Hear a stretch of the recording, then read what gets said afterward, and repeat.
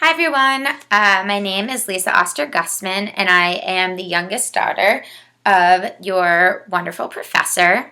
I'm going to start by saying that I'm on a webcam and I have my notes in front of me, so if I'm making weird eye contact, that's probably why.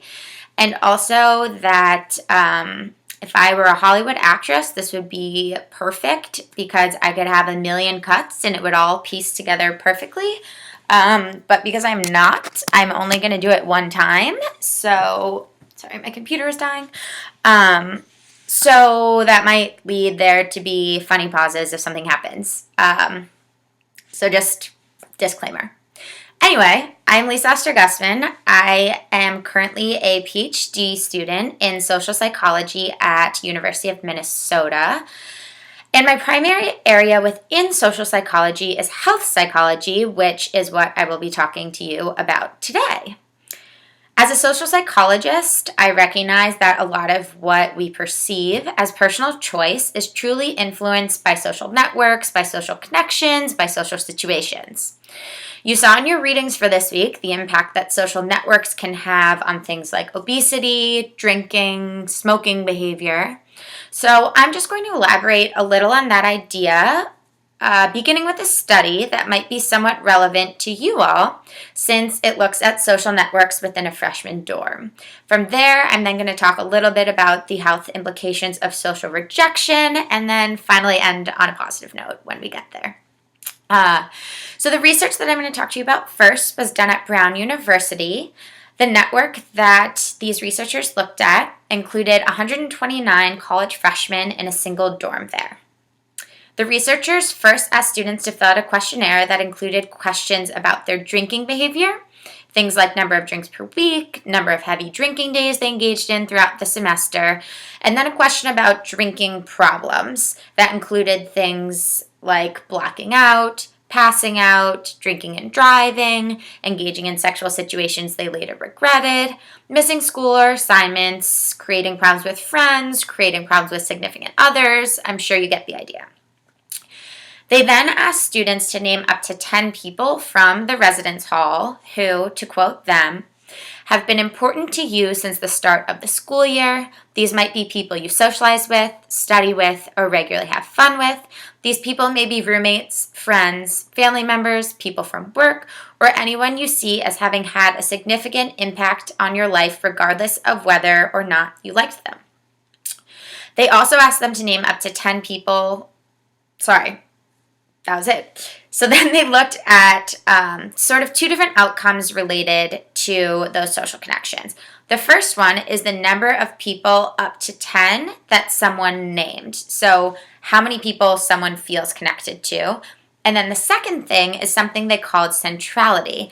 And that is basically how many people said that they were connected to the person, regardless of how many people that person selected. So if you imagine person A and person B both selecting person C as a person that they felt connected to, regardless of whether this person feels connected to them or not, this person would get a high centrality score because they are central to the network as portrayed by other people.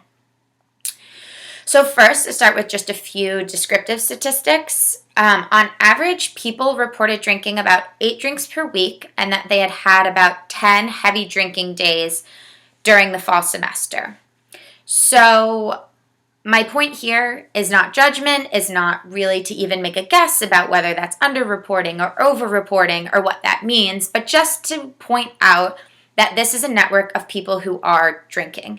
And obviously, if this was a different network where people were drinking less, being central or feeling very connected to that network would have a very different outcome. So before I report the findings in terms of social connections, I just want to point out that this is a network of people that are drinking or drinking a fair amount. So what did they find in terms of social connection? The first thing is that the number of heavy drinking days someone reported was positively associated with both the number of social ties that person identified and also the centrality of that person to the social network. So essentially, the more connected someone felt, or the more connected others reported they were, the more heavy drinking days that person has. So just to be clear, those might be actually one person might have both of those. So it might be that you report that you feel connected to a lot of people, and other people report that you are a central connection to them. But this heavy drinking days was actually separately associated with both of those. So regardless of which one you have, it still was associated with more heavy drinking days. So what about problems resulting from drinking? Because what if everyone's drinking really heavily, but no one's having any problems? Maybe still not ideal, but certainly not as bad. So for this, just centrality was shown to have an association with drinking problems. So the more central someone was, the more drinking problems they reported. When they looked at gender specifically, what they found was that this was especially true for women and pretty much not at all true for men. So women central to the network had more drinking problems, but men did not. I also want to note here that overall, the mean number of problems that men and women reported were actually nearly equal. So it's not just a matter of men not admitting that their drinking caused them problems.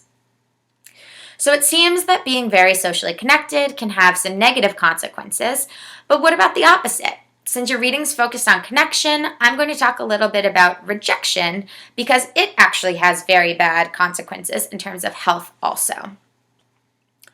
Across a number of studies, feeling socially rejected has been shown to lead to poor mental health outcomes, such as high rates of depression, increased anxiety, low self-esteem, and there are also physical health consequences of being socially isolated. One is increased inflammation, and I'm not talking about inflammation from a bruise when someone hits you that's positive and means healing. This is systemic chronic inflammation, and this type of inflammation is associated with things like arthritis and heart disease. Social isolation has also shown to be associated with lower immune system functioning, which would lead to getting sick more often or recovering more slowly from illness. It's associated with the aging process and speeding up of aging, and there's also a greater risk for mortality, and that being socially isolated represents a comparable health risk factor to smoking, obesity, or high blood pressure.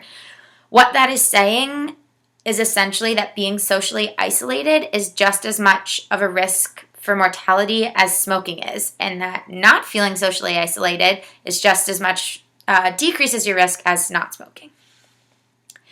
So taken together, we know that there are many consequences of feeling socially rejected. I've also told you the consequences of social connection and how it can lead to poor health when your social network has poor health behaviors.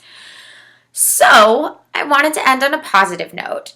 You could tell from your readings that there are positives. So things like if you're more likely to be obese by having an obese friend, obviously the opposite is going to be true. You're more likely to be normal weight if your whole social network is normal weight. We also know that having social support is actually really, really helpful across a number of studies in psychology. I'm going to leave you with just one. This is a classic study on the relationship between social support and health published in the American Journal of Epidemiology. They studied a sample of almost 5,000 adults who were between the ages of 30 and 69 when the study started. At the beginning of the study, participants reported on all their social ties, family, friends, both informal and formal group affiliations. The researchers then followed the subject for 9 years and recorded when the subjects died or if they died. The results indicated that the more social ties participants had, the longer they lived. This relationship was even stronger in this study than the relationship between smoking and mortality. So, have friends, live longer, even if they drink a little too much in college. My overall takeaway? Seriously though, I think the main takeaway should be that your social ties do have an impact on your health. Having social ties with poor health habits doesn't mean that you're going to adopt them. It just means you're going to have to try a little harder not to adopt them. Finally, being accepted and supported by people, being part of a community, being connected and feeling connected to others is not the same as just being central in a social network. And for the most part, the connection piece is a really, really positive thing. Really, truly, we see it time and time again in psychology. People have an inherent need for connection, and when that's satisfied, it has a truly positive impact on your health. Thanks for listening. Mom, thanks for having me, and I hope you learned something. Bye, guys.